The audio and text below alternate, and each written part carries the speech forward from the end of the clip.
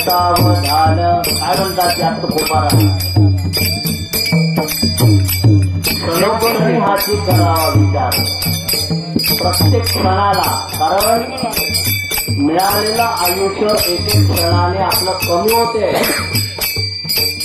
आणि म्हणून तुकाराम महाराज या अभंगातनं आपल्याला सूचित करतात. मिळालेला क्षण अतिशय मोलाचा आहे, महत्वाचा आहे.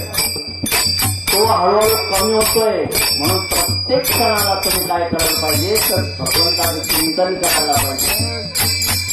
कारण आयुष्य आपलं हळूहळू कमी होतं म्हणजे काय काळाच्या तावडीत जातंय. आयुष्य खातो काळ सावधान. ब्राह्मण मंडळी लग्नाच्या वेळेस सावधान करत असतात. मग तसंच कोपराय सावधान करतायत आपल्याला की आपल्याला मृत्यू येण्यापूर्वी त्या भगवंताचं चिंतन करत करत त्याच्या निजधावाला जायचंय. आपल्या जन्माची ती कर्तव्यता जर लक्षात असेल तर त्याच्या भगवंताच्या प्राप्तीत आहे आणि म्हणून परमात्म्याचं चिंतन करायचं.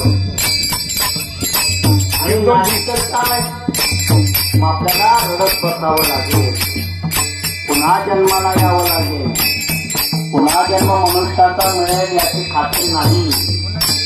आणि म्हणून पुनरपि जननम पुनरपि मरणम पुनरपि जननी जठरी शयनम या संसारामध्ये कितपत पडावं लागेल. पुन्हा पुन्हा परंपरा जन्म करणारी. म्हणून तू कोपाऱ्यात सावध करतात, सावधान व्हा आणि परमात्म्याचं चिंतन करा. आयुष्य कमी आहे, अल्प आयुष्य मानवदेव शत गणिलेचे अर्धरात्र खाय मध्ये बालत्व पिना रोग क्षय मग भजनाची काय होते ते पाहिजे. आणि भजनाला वेळ मिळतोय का आपल्याला. आणि बरोबर परमात्मा चिंतन करण्याकरता साधू संतांनी आपल्याला जागृती दिलेली आहे, सावधानता सांगितलेली आहे. म्हणून आयुष्य खातो काळ सावधान.